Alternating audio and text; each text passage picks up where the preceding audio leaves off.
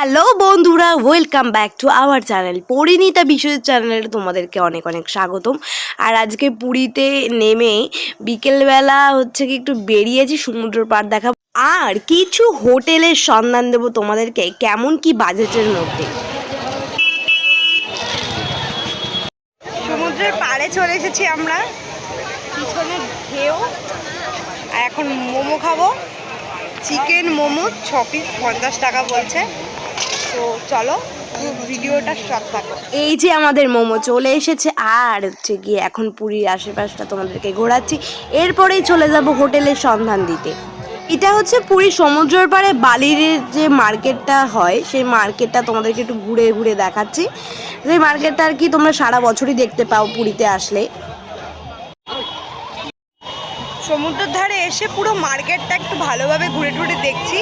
আর এই যে এইটা দেখতে পাচ্ছ, তো এটা হচ্ছে বাথরুম, মানে মহিলাদের সব কিছু পোশাক পরিচ্ছন্ন চেঞ্জ করার বাথরুম।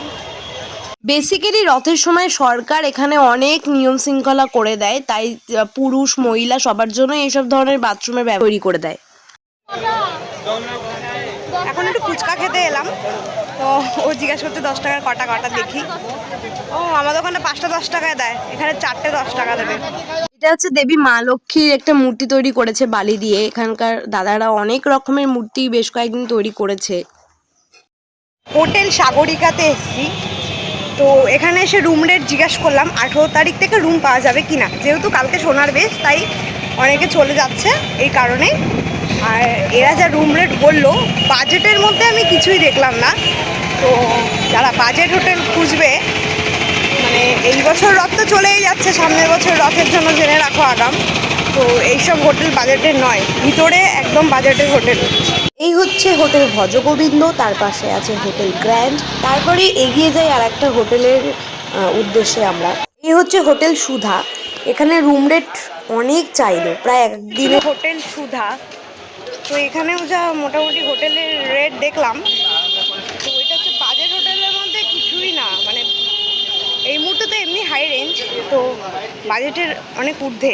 বেশ কয়েকটা হোটেল ঘুরলাম, বিশ্বাস করো বন্ধুরা, প্রচুর টাকা ভাড়া চাইছে এরা।